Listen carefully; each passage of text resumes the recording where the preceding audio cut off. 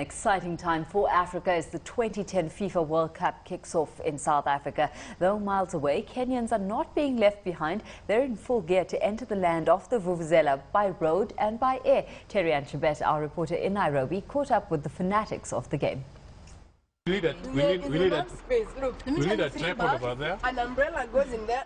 It's been months of intense preparations for this group of young Kenyans who are leaving Nairobi for South Africa by road. It will be a 6-day road trip traversing 5 countries for Tanzania, Zambia, Botswana and finally into the Rainbow Nation. A journey that's well over 4,000 kilometers. What united is that common purpose of actually wanting to go and enjoy not just the beautiful game of football, but also the beautiful continent of Africa. Because you have people coming from Europe, coming from Asia, coming from the Americas, to come not just to experience the World Cup, but also to experience Africa.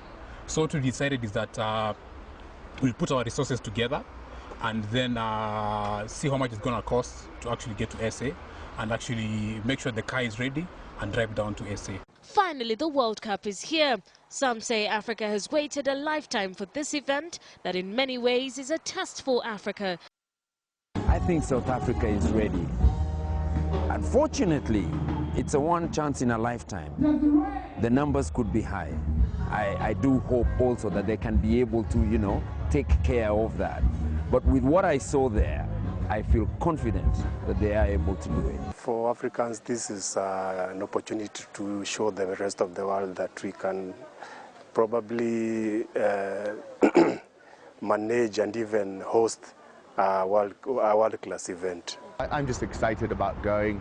I think there's so many good African teams. I'm just hoping that maybe the Ivory Coast or something like that is in my quarterfinal. Now fans from across the continent are calling this Africa's World Cup, with the continent well represented by 6 teams.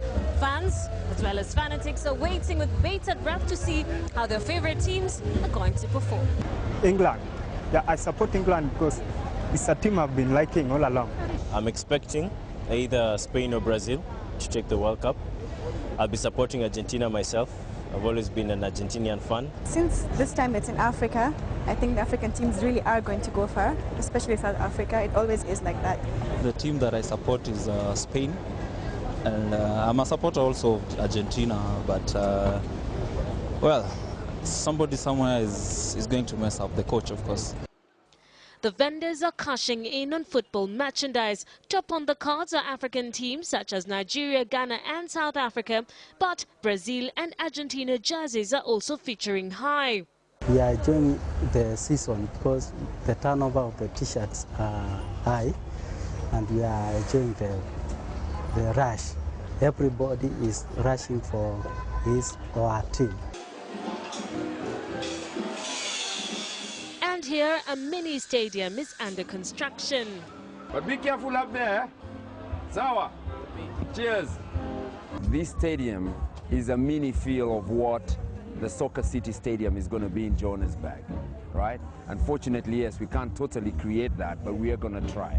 We want to make sure that we can have a capacity of about 400 people, comfortable, sitting. The benches are there, the seating is there. We'll have a small VIP portion at the front. And I think the best part is the 3 huge screens behind there that will give you a live feel. The sound system is there.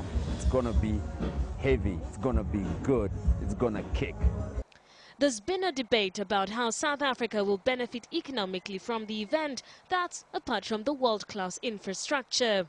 There's been a lot of criticism that South Africa has spent way too much money.